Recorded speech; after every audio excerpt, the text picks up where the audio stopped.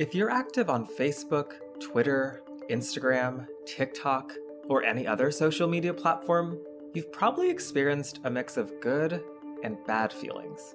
In one moment, you share a funny meme with a friend you haven't been able to see in person, and you feel more connected and a little bit less lonely.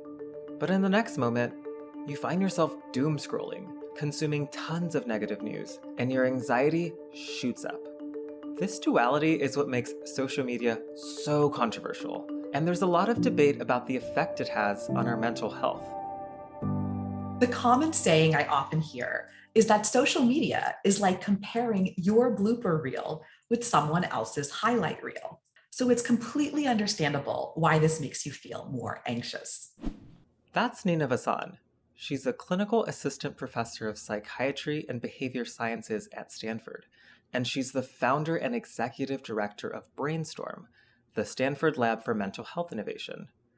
Today, we're discussing social media, how it causes anxiety in multiple ways, the role that algorithms play in making this worse, and most importantly, what you can do to have a healthier experience online. My first question is, how does social media increase anxiety? Social media leads to social comparison. And for some people, comparing ourselves to others leads to worsening of self-esteem and anxiety. Here are some examples. When you click like on someone's post, it may initially feel great. But then when you post, you focus in on the number of likes you get and compare yourself to others. With social comparison, if you don't reach a certain number of likes or see that others have more than you may feel anxious, feel bad about yourself, and have a drop in your self-esteem. The content of social media also can worsen anxiety. For example, perhaps you see pictures of people on the beach in France. You compare yourself to them, their perfect body, the expensive vacation, all the friends they have laughing and smiling. This can trigger anxiety, promote certain constructs around beauty, and make you feel like your life is not good enough compared to others. Can social media be good for my mental health? Absolutely. If you're using social media to increase your social connection, for education, or to feel a deeper sense of authenticity and belonging, it can make you feel better. These elements provide an increased sense of community and connection, which can decrease anxiety and increase resilience. Does social media make me more or less connected with others? Social media can also be valuable for people who are experiencing loneliness. In the US, we were in the middle of a loneliness epidemic even before COVID came, and the isolation of the pandemic only made things worse. However, the catch here is that often online connections are not meaningful or authentic, and the time spent online takes away from building relationships in the real world, which can lead to a net decrease in connection. How do social media algorithms worsen my anxiety? Is there anything I can do about it? The first issue here is that social media is addictive. This is because it promotes dopamine release. When we connect with others or see something stimulating, dopamine is released into our brain's reward pathway, just like it would for drugs or alcohol. This makes us feel good and makes us crave more of the same. The social media algorithms have been developed with the intention of keeping you online.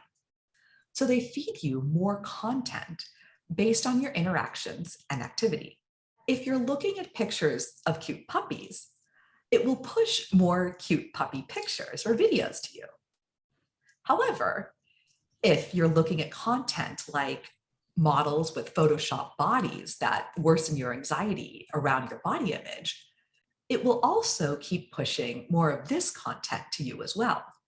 You receive this content so quickly and instantaneously that it is hard to think or take a break, like you might in the real world, for example, if you were reading a magazine. But on social media, everything is instant and it's much harder to stop. What can you do about this?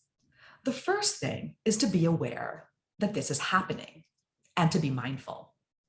You can reduce the power of the algorithm. Purposely look at the things that reduce your anxiety. Unfollow accounts that increase your anxiety or just don't make you feel very good. On the flip side, you can actively start to follow more accounts that have content that make you feel good. You can also make changes like hiding the like count, which may decrease the sense of competition and comparison that come from these metrics. If you are a creator, take a pause before you create or upload anything to consider how it makes you feel to post this content, as well as how your post may impact others. What other strategies do you recommend to make my experience less anxiety provoking? Set limits to how much you are using. For example, you can use your phone or the platform itself to send an alert when you have spent, say, 30 minutes on the platform. This little reminder encourages you to get off. Consider the time of day you are using social media. In the morning, try to avoid picking up your phone first thing. Instead, engage in mindful activities like thinking about what you want to do in your day or a gratitude practice. At the end of the day, avoid using social media for at least 30 minutes before going to bed. Doom scrolling often happens at night and prevents you from sleeping.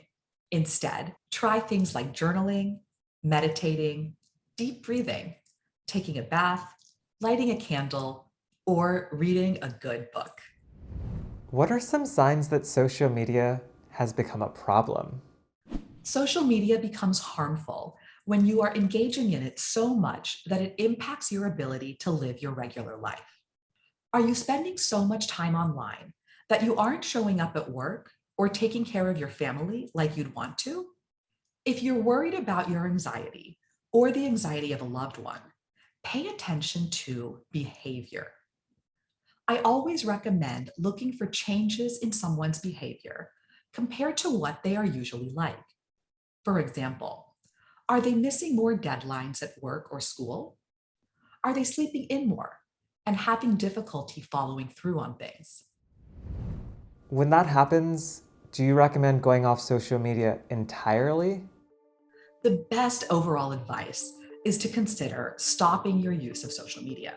If you can't or don't want to, try to at least decrease the amount of time you're spending.